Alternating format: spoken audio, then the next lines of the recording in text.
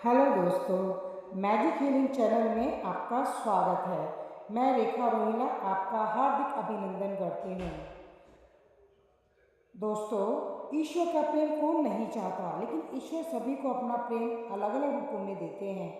किसी को जीवन में अपार सुख मिलता है तो किसी का जीवन मिला जुला रहता है, लेकिन एक आम मानव के साथ जब भी बुरा होता है तो वह एक बार अवश्य सोचता है कि पता नहीं उसे ईश्वर प्रेम करते हैं या नहीं। तो नमस्कार दोस्तों, मैं रेखा रोहिला आपने मुझ पर भरोसा करने के लिए शुक्रिया। आपने मुझ पर भरोसा किया, उसके लिए आपका बहुत बहुत धन्यवाद। दोस्तों, आज मैं आपको बताऊंगी ऐसे 8 संकेत जिससे आप समझ पाएंगे कि आप ईश्वर से कितने निकट हैं, आप ईश्वर के कितने करीब हैं और ईश्वर आपसे कितना प्रेम करते हैं। दोस्तों, ईश्वर अगर आपसे प्रेम करते हैं तो उनका सबसे पहला संकेत यह है कि आप जो भी करोगे उसमें आपको विफलता भी मिलेगी। मैं आपको सक्सेस नहीं मिलेगी, जो काम आप करने जाएंगे उसमें आपको सक्सेस नहीं मिलेगी। जी हाँ दोस्तों, यह सुनकर आपको थोड़ा अजीब सा लग सकता है, परंतु ये सच्चाई है कि आप हर चीज़ में अपना 100% दोगे, मेहनत करोगे, लेकिन आपको सफलता नहीं मिलेगी और यह बार बार होगा तब तक जब तक आपकी आंखें नहीं खुल जाती। दोस्तों, दूसरा संकेत है कि आपका अपने ऊपर जो विश्वास है वो खत्म हो जाएगा। जी हाँ दोस्तों, जब ईश्वर आपके साथ होते हैं तो आपको बिल्कुल अकेला फील होता है।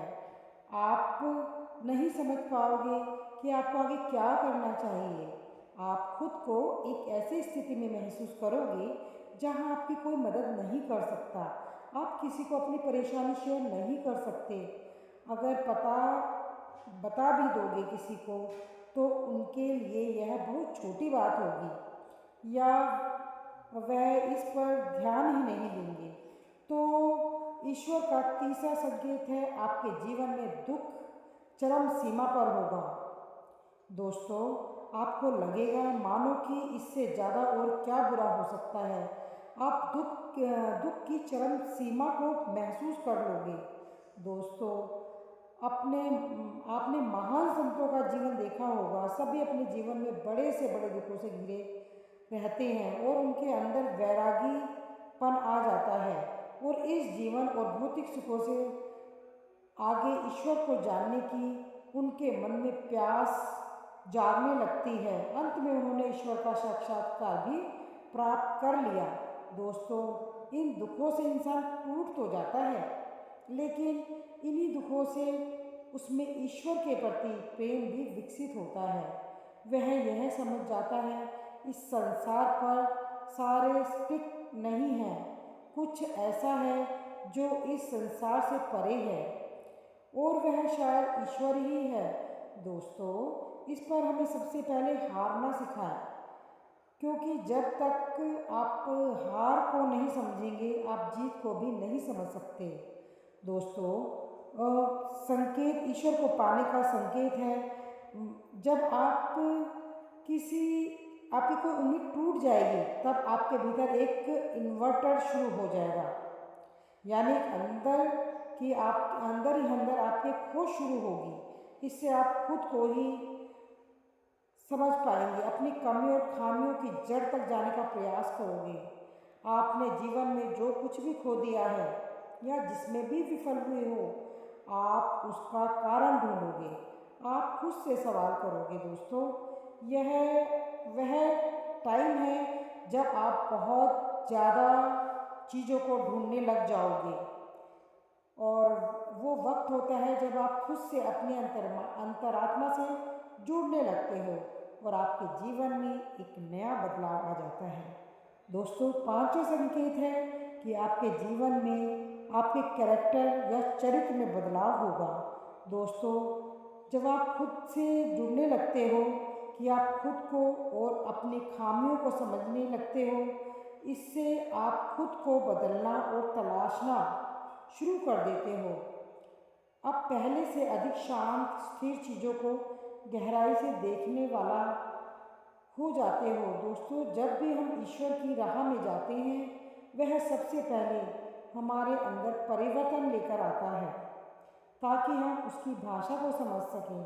दोस्तों, जब तक हम ईश्वर के गुणों को नहीं समझ सकेंगे, तब तक हम ईश्वर और उसके प्रेम को भी नहीं समझ सकेंगे।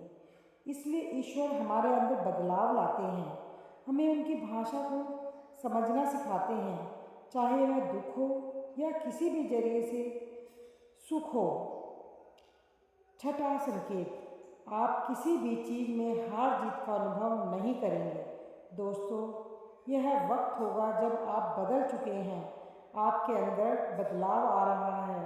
अब आपका नज़रिया जीवन के ऊपर से बदल जाएगा, जिससे बाहर घट रही घटनाओं का असर भी आपके ऊपर बहुत कम होगा। बाहर संसार में होने वाली हर घटना को आप एक नाटक के रूप में देखना शुरू कर दोगे, ना कि एक वास्तविकता के रूप में।